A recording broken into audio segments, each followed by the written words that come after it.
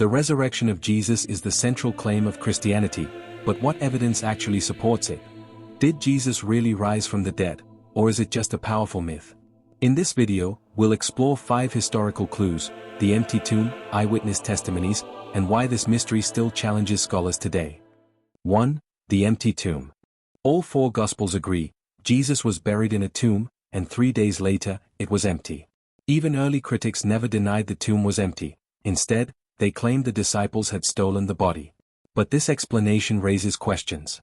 Would a terrified, defeated group of followers risk everything to pull off such a deception, and die for it? Adding to the credibility, the first witnesses to the empty tomb were women.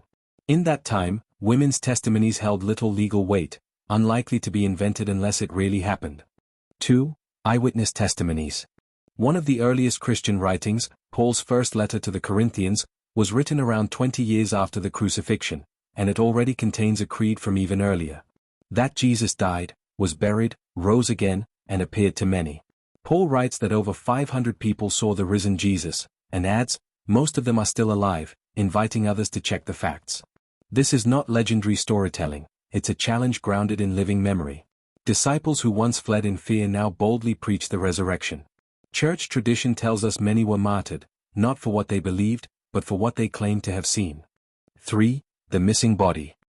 If Jesus didn't rise, what happened to his body? The Roman and Jewish authorities had every motive to stop the movement early, and the easiest way would have been to produce the corpse. But that never happened. There's no record of a shrine or tomb being venerated, a strange omission in a culture that honored graves, especially of spiritual leaders. 5. Changed lives. Peter, who denied Jesus 3 times, becomes the bold leader of the early church. James, Jesus' own brother, once a skeptic, becomes a martyr for the faith.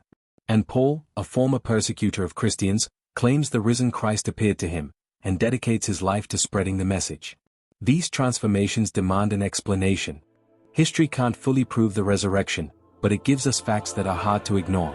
An empty tomb, a missing body, dozens of claimed appearances, and a movement that spread across the Roman Empire within decades. The evidence invites the question: what really happened after the cross?